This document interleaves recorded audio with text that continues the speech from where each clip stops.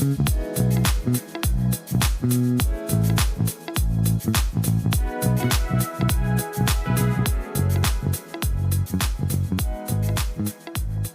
today we're having an important topic to discuss. And the topic is investment policy statement, which we call IPS, and its importance for the new investors. So we're having an important guest, Elisabetta Basilko, who is a PhD holder and a CFA speaker. Welcome to Air and Talk, Elisabetta. Hi, Hash. It's a pleasure to be here for you and your audience. If you are a long-term investment planning stuff, or if you are into a family dynamics in investment and the practical challenges which you are facing in investment planning, so this is a podcast for you, and we are diving very closely for investment policy statement and deep dive into the importance of the new investors, how they have to follow this investment policy statement. So, Elisabetta, I would like to ask a first question that what is this investment policy statement and how this general audience will understand this? Yes, this is a great question. And I like to say that to me, the investment policy statement is nothing but a manual of operations for investments. And especially when I talk to some of my clients who are, entrepreneur that have been successful and they've created a sizable wealth, most likely in their core business, they have many manuals of operation. But oftentimes when it comes to then their finances and their liquid investments, they don't create one. And I think that is, a big mistake to make, because basically the investment policy statement is a document where you write down everything that you need to manage correctly your wealth and become a successful long-term investor. The investment policy statement has different sections, and it can be, like 1 or 2 pages long, or it can be 20 pages long, depending on the complexity of the wealth, of the structure, the vehicles that where the wealth is. But again, no matter whether you have a short one or a long one, I highly recommend everyone should have this document, because every family will benefit from a regular formal review and planning process. And the investment policy statement makes you think by going through this section that it has. And, let me just state them quickly. And then, if there is interest, we can dive more into each of them. But basically, you start with an introduction where you contextualize the wealth, the history of the wealth, the goal of the wealth, the mission, the values of the family. So you give a little bit of an introduction and contextualization. Then you have to write a section where you go through the governance. So who are the beneficiaries of the wealth? Who are the decision makers? Who are, the stakeholders around the wealth? And who, very important, who makes the decision, and, which guideline they should follow. Then there's a section that is a little more, you start diving into really the way the wealth is going to be managed. And so you go through and you define the investment objectives, qualitative and quantitative. So the goal of the investment return, the risk preferences, and you build up basically an asset allocation. Then there is a section that dives into the implementation of the portfolio based on your investment beliefs. How are you going to practically allocating the wealth through different asset classes, different investment strategies? And then last but not least, 2 very important sections: reporting and monitoring, where you start reviewing the performance of the portfolio, and then the risk management section, where there are guidelines, metric rules that you need to follow to select the strategies and review them. Of course, you can probably start to see that if I have everything written down, I went through the process of thinking about it, and I have everything written down, whether you are the decision maker or someone else is doing this for you because you're delegating a financial advisor. If you have a manual, it's going to be difficult to screw up, right? Pardon Yeah. the French word, but Yeah. And Elisabetta, I would like to ask a practical question regarding this wealth creation of individuals and families and how we managing with the their wealth and the portfolio stuff and all when it's come to IPS. So actually, in practical scenarios, let's say a family recently experienced a significant increase in wealth due to a business sale or some kind of inheritance asset is coming into the family. So, what immediate steps should they take to avoid potential pitfall in managing this sudden wealth? Yeah. Basically, it might sound like a boring answer, but so there are two cases, and these are very typical cases that I see for my clients. So there is a family that already has some wealth and it's managed, and then they have a liquidity event, so there is more money flowing in. If they have what I just described, it's probably going to be something very smooth and easy because they already have their structure in place. They already have their asset allocation. They already know where they're putting their money. So it's going to be easy just, to go in and simulation, allocate the wealth where perhaps they're under allocated in some asset classes, etc.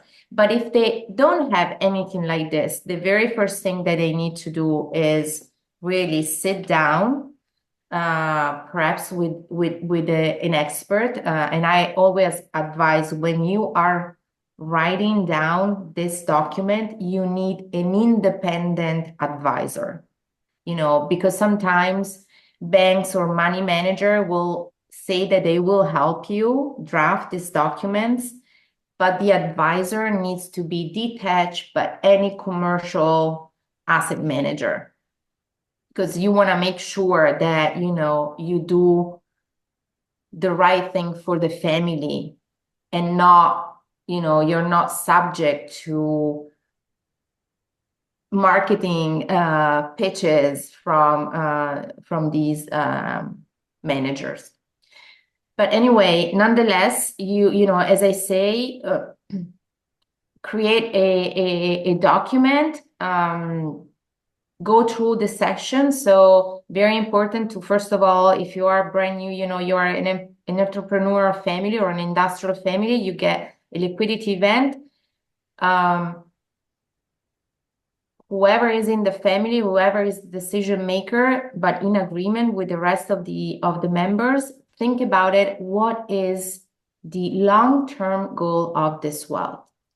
And most likely it's a mix of, we need to fund the lifestyle of the family members, because if they sold the active, whether it's a company or the business, let's say, like, they sold the business, so now they don't have that income coming in anymore. So probably funding the lifestyle of the family members, also thinking about future generation, and most likely doing some charity. And so, but really list them all as the first step. Decide the governance structure, who is going to do what and who is going to be involved. There's going to be family members that are beneficiary, but they're just going to be silent in the when it comes up to the decision of how to invest the money. And there's going to be members that are probably trusted by the others that are going to be decision makers. And then this person typically surround themselves with different type of advisor and money managers. So write down the governance structure so that's clear, and then start thinking about how to translate those qualitative big goals, like funding the lifestyle, into quantitative measure. So, you really have to go through, and you or your advisor, whether it's the accounting advisor or the financial advisor, go through what you need in terms of returns from the wealth. But don't also avoid the risk side, because that's another very key component. And what I always say, if you have the right measures in terms, there are certain risk measures that are better than others, you will be able to build an asset allocation that will satisfy your needs, your wants, your risk preferences, so that if market turbulence hits, you don't panic. This is another thing that I would like to say. Having this manual of operation, having this investment policy statement, if it's well written and complete, it will help the family navigate turbulence and avoid them to make mistake that can cost a lot of money. Because when market turbulence hits, many end up selling at the worst possible times, and they compromise future returns. But if you have a document to go back and look, it'll be easier to navigate those times. Another that I want to say is that this document is not that you write it one time and that's it. It's a living document. I advise that it is reviewed at least once per year to make sure that everything is still aligned with the future goal and what it's written in that policy statement. Wow. And Elisabetta, when you're saying about this investment and long-term investment planning and the family dynamics in investment, so we can categorize into two parts, that the present day, that they have to spend some money on their expenses, and they have to see the foreseeable future, the 10 years or 15 years investment. So how they find the balance between the investment and the current expenses, and how there is there any kind of matrices to measure these two categories? Yeah, so generally, the general rule, so when you go through this financial planning, so there are different stages. There is the first step where you have to actually quantify, if you haven't already, if you don't have a system like your accountant actually has gone through this process, and so that the total amount of what you spend, you should do that. That's called, the accounting side of financial planning. But generally, if you have that, or once you have that, the general rule is that 50% of the net income, in this case, if the income is just coming from your liquidity that is being invested, 50% should go to the needs of the family. So to all the expenses that are absolutely necessary to live. Wow. And then again, the rule says 30% should go to the wants. So everything that is extra, but that contributes to a pleasant lifestyle. And at least 20% should be saved and reinvested. This is the general rule. I personally advise to do 50 to the needs, 20 to the wants, and 30 to the savings to sustain a bigger reinvestment. But of course, every situation is, different and should be carefully evaluated. But Mhm. that is the general rule that we tend to go by. Mm. And Elizabeth, I having a question that I have received from one of the client actually, and he's mentioning that if a family with international assets is concerned about the currency risk due to potential economic instabilities, what steps can they take to protect their wealth? I mean, with the international asset they might have in other countries. So, with the currency risk and potential economic instabilities, so how they can protect their wealth, and what are the ideologies or the techniques they can use?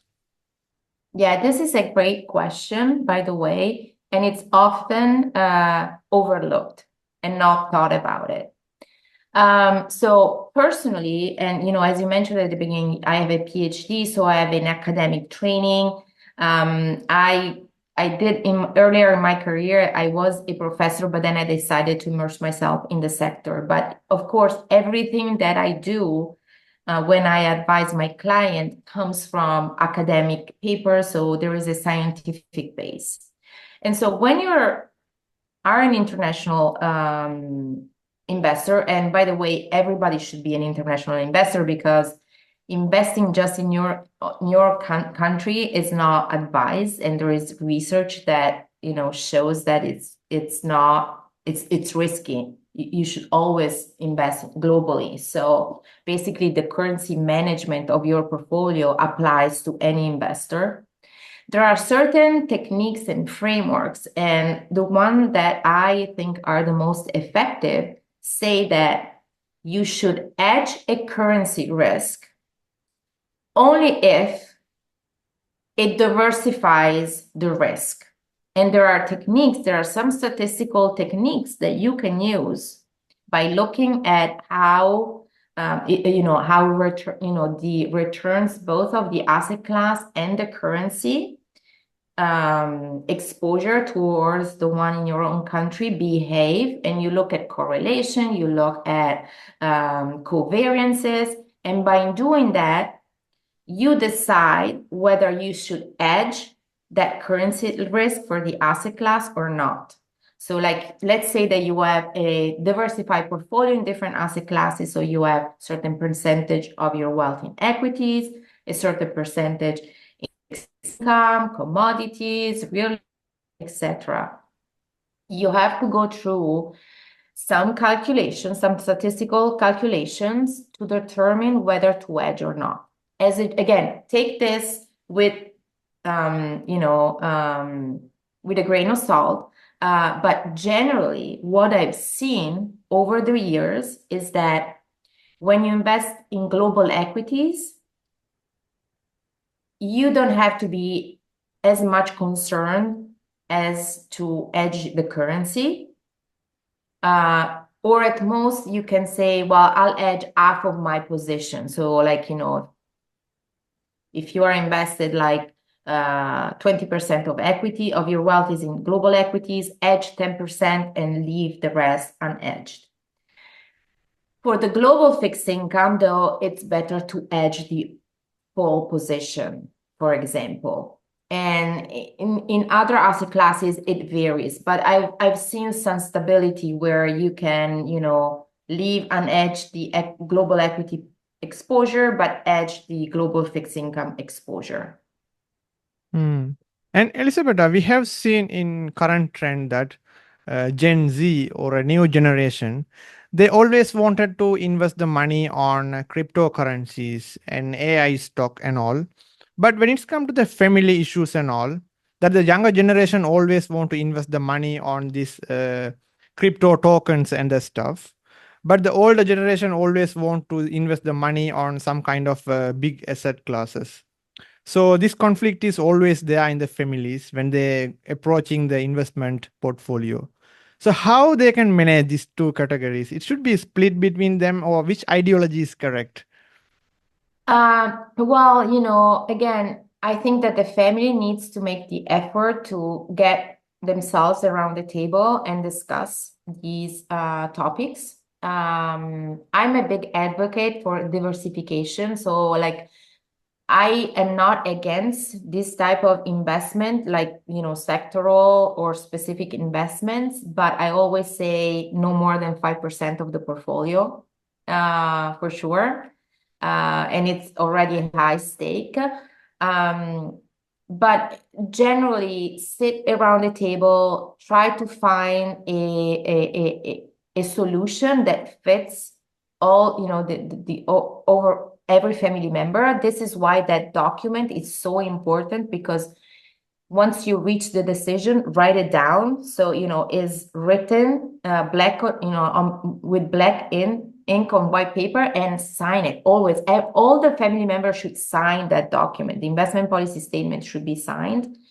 If you can get to a compromise by yourself, just my advice is to get experts to come in and debate the pros and cons, and hopefully that will help to reach an agreeable solution for the whole family.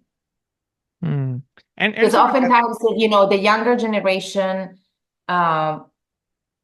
they just are attracted to these things. But hopefully, if you show them data and empirical results, they will understand why, you know, a more balanced, diversified portfolio is better for the long-term legacy of the wealth. Because mm, you know, typically these families they need to look in, you know, intergenerational, you know, they should go beyond, so they're truly long-term investors. yeah, And in order to maximize the probability to preserve the wealth, it's very important to have the document and be diversified. There is a staggering statistics that unfortunately shows that by the third generation, the majority of that wealth created by this successful entrepreneur is gone. mm, And it also shows that most of these cases, they didn't have a governance structure, they didn't have an investment policy statement, they didn't sit at a table and have the discussion. Obviously, we know that money is a taboo, it's still a taboo. yeah, Unfortunately, what I always, you know, I always say that it's very unfortunate that financial education is not taught in school, because yeah, it should be. It should be in school. And, you know, studies that shows that a kid as young as 6 years old is ready to, you know, to start learning about money stuff. yeah, But we are not there yet.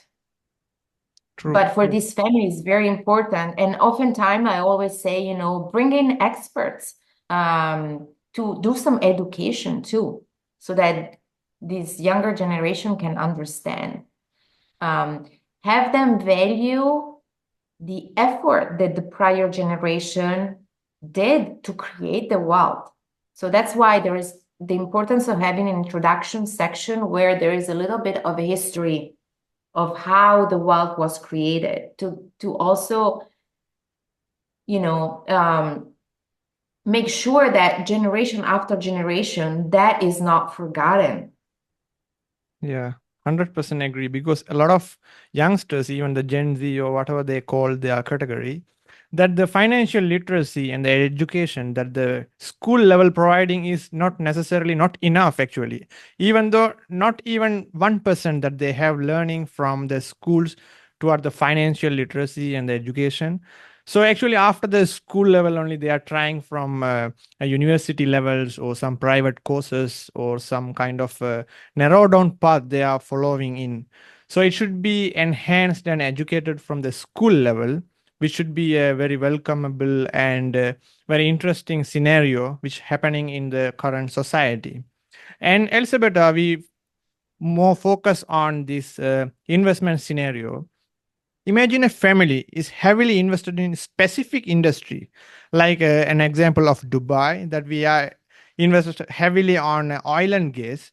So let's see the now we want to diversify due to shifting economies and environmental trends on electric vehicles or SEG investments and all. So what process should they follow to start like reallocating these assets? So the key word that you just mentioned is process. There Hmm. is no right or wrong answer. There is not a specific scientific paper or group of paper that gives the perfect rule of what to do. But the important thing is that you define your process. So, you know, I've seen people that they say, okay, I want to diversify, so I'm going to sell everything right away and just take that stake and put it into global diversified, a global portfolio of diversified assets.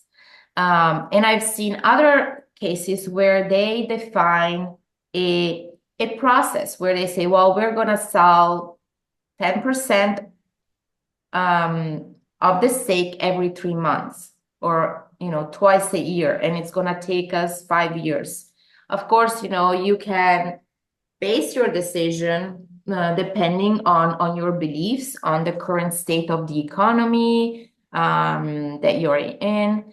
But the important thing is that you define a process and you stick to it, because giving yourself rules is the most important thing. Being disciplined is the most important thing.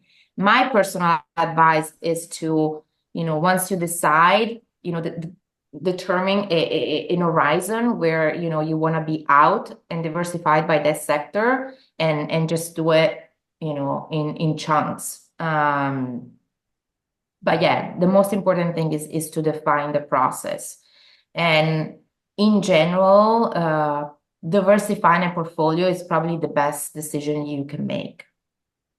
So it's unique, right? The process. I mean, there's no common process. It's Yeah, unique, person to person. it's unique, depending on the time when you decide to do it. It depends on where you are in this macroeconomic cycle, where, depending on the macro, the geopolitical risk that there may be. So it's there is not an evergreen rule, but having a rule is the evergreen advice that I can give. So again, sit down, your investment committee, evaluate the situation, call in experts, and then build a case, a rule, and then stick to it. Because the thing that I see often is that the rule is not followed. Hmm. And then that's when the mess comes in. Yeah, true. And Elisabetta, let's think about a situation that the family office has constantly underperformed in private equity investments. So, how should they reassess this strategy and decide whether to continue with it or not? Yeah, well, I advise, I keep going back to the investment policy statement. So there is a section that's called risk management. So in that section, the family, with the help of advisor, perhaps, should write down the criteria and the metrics used to hire and fire money manager, asset manager strategies, right? So if you're evaluating, like you should, your strategy, and you're finding that you're constantly underperforming. So private equity it's a difficult asset class because you need to be an expert in private equity. So obviously, if you have a sizable wealth, I always advise to get one or two resources internally that are skilled at selecting the general partners and selecting the strategies that have shown a track record of overperforming. If you can do that and you're constantly underperforming, my advice is probably it's better not to be in that asset class and replace it with public equities, because the best proxy for private equity is public equity. Typically, academia suggests small caps. So, you can take that. So if, say, I want to have 10% of my portfolio in private equity, but I don't have the resources, to select the general partners or the funds that overperform, that are in the top quartile, then take that portion and invest it in, I want to say, international small caps. So that means in a piecemeal basis, we divide the overall investment into public sectors, right? Like in equities, when it comes to especially public sector equities, right? Right. So you, instead of being private equity, because you're underperforming and you don't have a way to change that, because you might not have the resources, like an expert person that has the right network that can, because private equity, it's also a relationship game. So if you're not able to tap into the top quartile general partners, private equity, then I just say switch to public equities, and perhaps focus on the small cap section, small cap public equities, because there are papers in academia that show how the performance of private equity is closely replicated by small caps, like small size companies that are public, though, that are on the exchange market. And there are indices that replicate these companies. So you can just buy, a mutual fund or an exchange traded fund on small cap, and you're going to be fine. Yeah. And Elisabetta, we are nearing to exit, and a lot of listeners are listening to our podcast here and actually watching the podcast.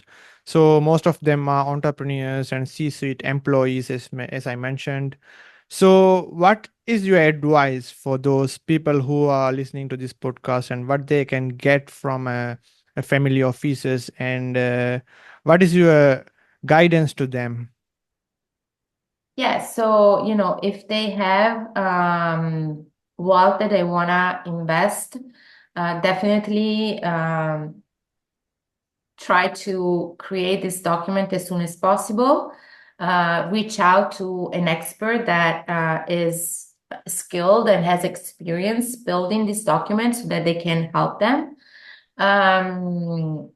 If they already are wealth invested with financial advisor, and if you don't have, nobody ever talked to you about this document, I would say change the advisor, because every financial advisor should start with an investment policy statement.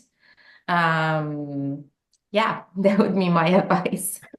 Yeah, that was a great advice. I know that sometimes it's you're like, oh my God, I have to do this extra thing. But you do it one time, and then yes, you review it once a year. But once it's done, it's done. And I can guarantee that this is gonna be something that will help you maximize the future return of your wealth. You won't regret it. Wow. And Elisabetta, we have discussed a lot about long term investment planning and family dynamics in investment and the practical challenges and how the practical things are work. And we got some practical example, and we have discussed a lot and how to perform more with the IPS, that means the investment policy statement, and the importance of it, and how the new investors can fall in the investment category. And we have discuss more about asset classes here. And Elisabetta, thank you very much for joining with me here in Ash Allen Talks. And for listeners, Thank where you. they can find you. Okay, well, I am on different platforms. I am on LinkedIn, I am on X, and I'm also on Instagram as the Wealth Mama. And I can share with you all the also my email if you wish. So yeah, I'm on different social media platform, but I also have a blog so that I'll share the link to my blog as well. Wow. Thank you. Thank you very much, Elisabetta. Sure. My pleasure.